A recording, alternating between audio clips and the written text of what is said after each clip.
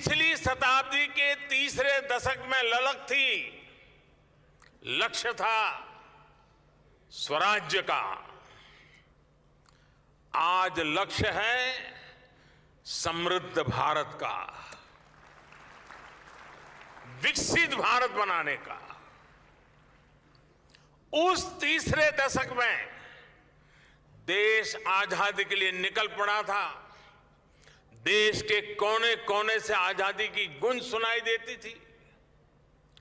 स्वराज आंदोलन की सभी धाराएं, सभी विचार, चाहे वो क्रांति का मार्ग हो या असहयोग का मार्ग हो, सारे मार्ग पूर्ण रूप से जागरूक थे, ऊर्जा से भरे हुए थे।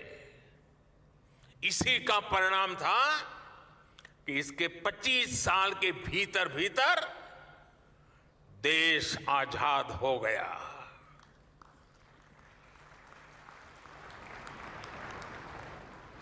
आजादी का हमारा सपना साकार हुआ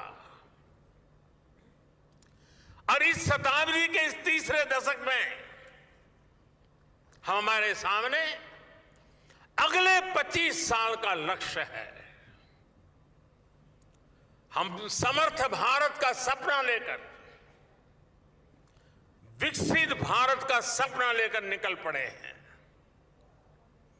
हमें भारत को वो ऊंचाई देनी है, उस सफलता पर पहुंचाना है जिसका सपना हर स्वतंत्रता सेनानी ने देखा था।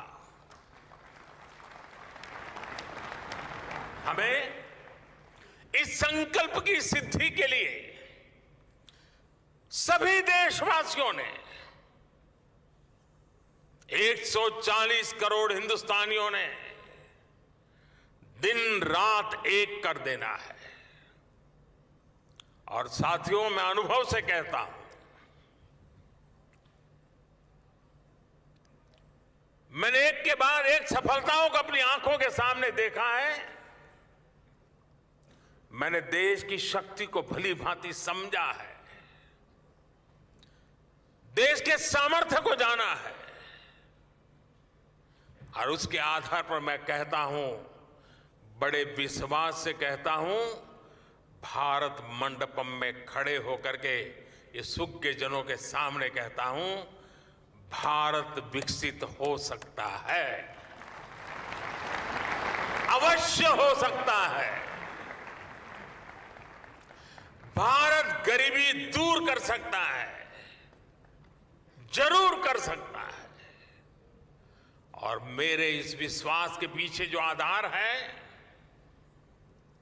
वो भी मैं आज आपको बताना चाहता हूं। नीति आयोग की रिपोर्ट में सामने आया है कि भारत में सिर्फ 5 साल में 13.5 करोड़ लोग गरीबी से बाहर निकले हैं। 5 साल में।